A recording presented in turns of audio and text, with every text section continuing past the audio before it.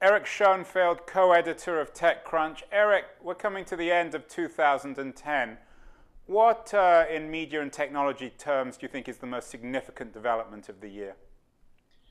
The most significant development, I think there's a few. We really saw the rise of social commerce with companies like Groupon specifically kind of coming out of nowhere and creating a new kind of local advertising. I think that really swept through the internet. You saw services like Foursquare and Facebook with Facebook Places and Goala sort of introduce the idea of the check-in, which on mobile devices, right, this whole notion of checking into places virtually when you're physically there, and then the types of activities that can unlock and unfold. That was, I think, a big trend of the year. And just in general, I think we've been seeing this third wave of the internet, as John Doerr likes to call it, from Kleiner, right, where I guess the first internet was the PC, the first wave was the PC, the second wave was the internet, and then now this third wave is all of these services that are sort of being built on top of the first generation internet companies, and specifically Facebook. So a lot of the social mobile and commerce companies that we're seeing, things like Groupon, like Zynga, like the iPad even. Doerr describes the third wave as mobile and social. Are these two things intimately connected? Are they in any way existing in parallel?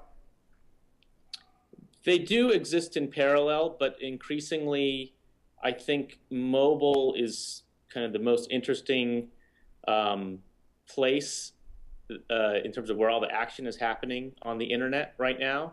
So, a lot of the tools that we use have a mobile component. You just look at even Facebook, which is an internet phenomenon, right? And you don't need a mobile phone to use it.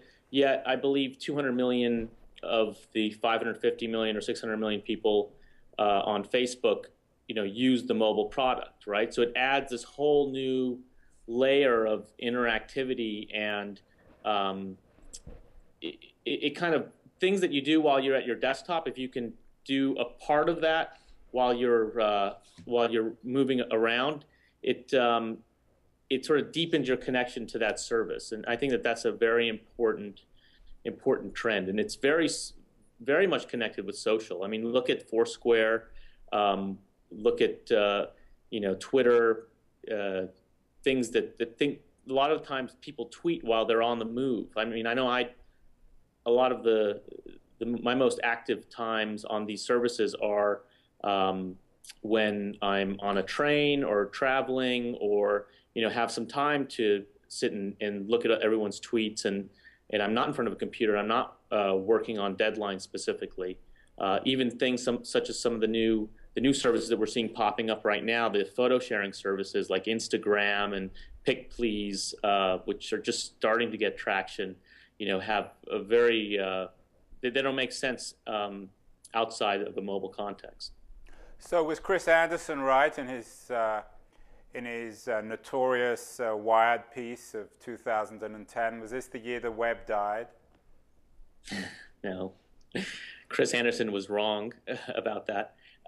His definition of what the web is was a very convenient definition. If you look at that chart that he had, I think he didn't include video as the web for some reason. Obviously, a big chunk of time spent online and bandwidth is video and YouTube.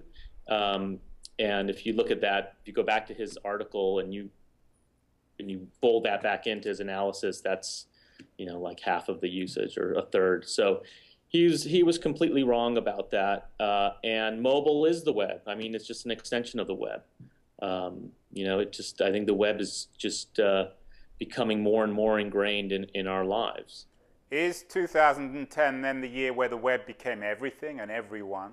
The web has been around, right, since at least 1995, and it's 15 years, right? And it's been around for a long time. And every year something new happens on the web, and new people figure out new ways to use it, and it seems like a big deal, but it's sort of a steady progress, right? I mean, every year there's something that sort of deepens your connection to other people or to information, and some people are ahead of others. People who read TechCrunch, I think are on the web all the time. I know I am, for more than 10 hours a day. But there's still lots of people in this country who,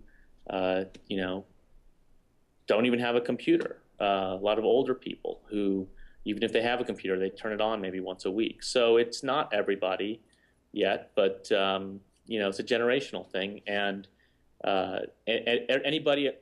anybody below, I think, 60 or below 50 is certainly on the web as a regular part of their day. There was a recent estimate by eMarketer that time spent on the internet on average is about 18 hours a week for the average American adult versus 30 hours a week for TV. So we're not even spending as much time on the internet as we do on TV.